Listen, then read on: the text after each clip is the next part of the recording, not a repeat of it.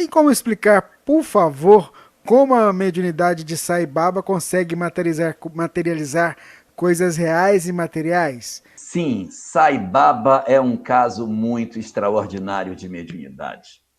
Ele é muito singular, aí não sei nem dizer se ele era médium ou se era simplesmente um paranormal, porque de repente aquilo que ele fazia sem a auxílio dos espíritos.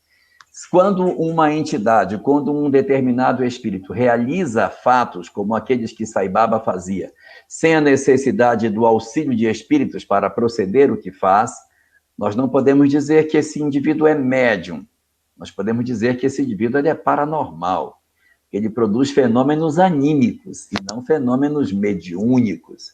Jesus, por exemplo, curava as pessoas sem a necessidade de espíritos, porque se você for pensar que o governador planetário, para curar alguém, precisa de um espírito para fazer o trabalho, então é porque esse que o ajuda é maior do que ele. Então, o próprio Cristo realizava as curas, o próprio Cristo fazia os seus processos de levitação para andar sobre as águas. O próprio Cristo atuava para acalmar a tempestade. Então, é o próprio Espírito que tem grandeza suficiente para fazer determinados fenômenos. No caso específico de Sai Baba, para quem não sabe, Sai Baba é um homem santo que viveu na Índia no nosso século 20, 21, acho que desencarnou em 2005 ou 2009, não lembro bem, mas é um homem singular, extraordinário, de muitos feitos incríveis no campo dos fenômenos. Então, não dá para a gente saber se ele era realmente médium, ou seja, se algum espírito produzia os fenômenos que ele fazia, ou se era Sai Baba propriamente dito que produzia aqueles fenômenos extraordinários. E que fenômenos, para quem não está com intimidade nas coisas, que fenômenos Sai Baba fazia? Sai Baba produzia muitos fenômenos. Eu vou citar aqui 3 situações diferentes. Uma, ele possuía o dom de esfregar os dedos e criar uma substância que parece uma cinza, mas é uma cinza dourada, ela não é uma cinza cor de cinza. É um pó chamado vibhuti, que ele esfregava com as mãos e aquele pó caía das mãos dele, mas caía muito, ele gerava muito, fazia quilos daquela substância. E aquele pozinho que ele gerava tinha poderes extraordinários, curava doentes, fazia uma série de benefícios para as pessoas. Eu, particularmente, tive a oportunidade de visitar a casa de um companheiro que era muito voltado para Sai Baba. Gostava muito de Sai Baba, tinha uma ligação muito forte com ele, e ele tinha na sala um retrato de Sai Baba dentro de um porta-retrato, com um vidro na frente. Então, o retratinho do Sai Baba e o vidro. E um dia que eu fui visitá-lo, ele me pegou o porta-retrato e disse, olha aqui. Aí eu olhei e disse, o que é? Está formando o vibhuti em cima do retrato. Eu sempre que quero orar, eu oro, converso muito com Sai Baba e está formando o vibhuti em cima do retrato dele. Então, essas características, o vibhuti, ele fez demais. Existem muitos vídeos no YouTube mostrando o Sai Baba produzindo vibhuti. Então, esse era um dos fenômenos muito comuns que ele fazia. Outro fenômeno também bastante comum que ele produzia eram flores. As pessoas iam visitá-lo, ele mexia as mãos e colocava guirlandas de flores no pescoço das pessoas, materializando esses objetos em torno das pessoas. E também materializava peças de ouro, materializava cordões de ouro. Uma das vezes que ele materializou um cordão de ouro, a pessoa disse para ele assim, mas Sai Baba, o senhor é um homem tão espiritualizado, fala tanto de coisas do espírito, e o senhor materializa coisas tão materiais, como ouro. Como que o senhor explica materializar coisas tão próximas do interesse, da ganância humana, se o senhor fala de tantas coisas espirituais? E ele respondeu, meu filho, se materializando o ouro as pessoas ainda duvidam, que dirá se eu fosse materializar outro tipo de metal? Então, ele tem vários fenômenos incríveis. Mas o que você pergunta não é exatamente isso. O que você está perguntando são as materializações de objetos reais. Sim, é verdade. Ele materializava objetos reais. Eu não posso garantir a veracidade do que eu vou dizer, porque eu li.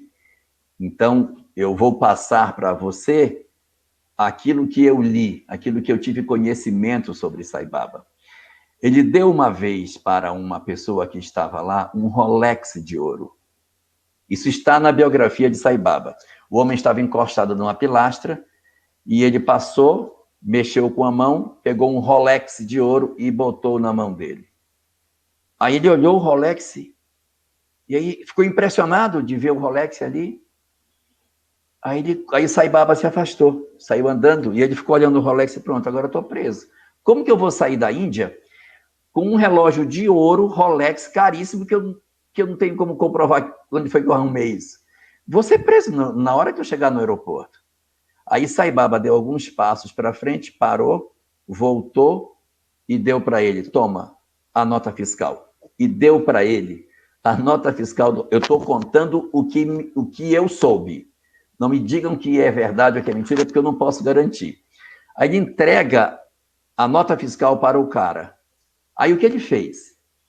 Ele desdobrou a passagem, porque ele viu que o relógio havia sido comprado em Londres. Aí ele desdobra a passagem e vai a Londres e procura se havia o endereço daquela loja onde o relógio havia sido comprado. A loja existia. Ele entra na loja, pega a nota fiscal e diz: essa nota que eu tenho aqui na minha mão, ela é verdadeira ou falsa? Aí o cara disse: não, essa nota ela é verdadeira. Essa nota é verdadeira? Se é. Confira para mim, por favor. Veja se o dia que ela tirou está na sequência das notas. Aí o rapaz vai lá para sim, procura. Então essa nota foi comprada? Sim, foi. A gente ficou assim pensando: você tem certeza? Tenho. Eu nunca esqueceria quem o comprou. Aí, se quem comprou?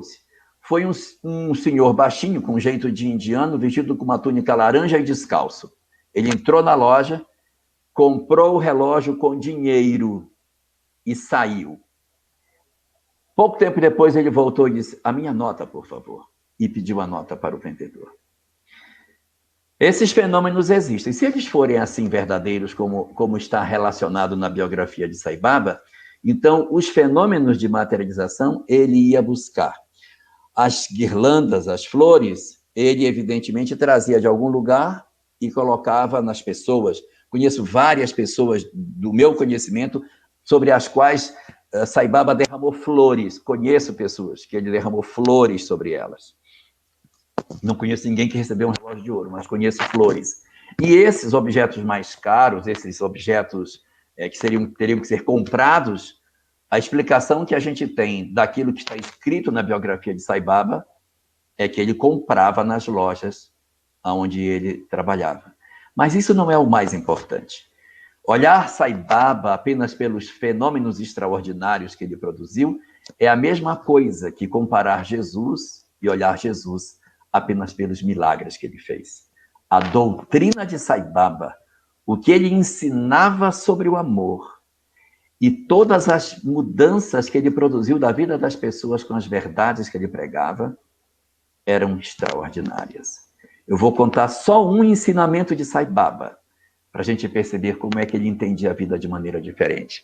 Ele criou hospitais, escolas, ele fez muita coisa. Ele olhava as pessoas que o visitavam e dizia: você vai ficar aqui para trabalhar comigo. E as pessoas deixavam suas vidas em outros países e se dedicavam a vida inteira a trabalhar nos seus hospitais e nas suas escolas.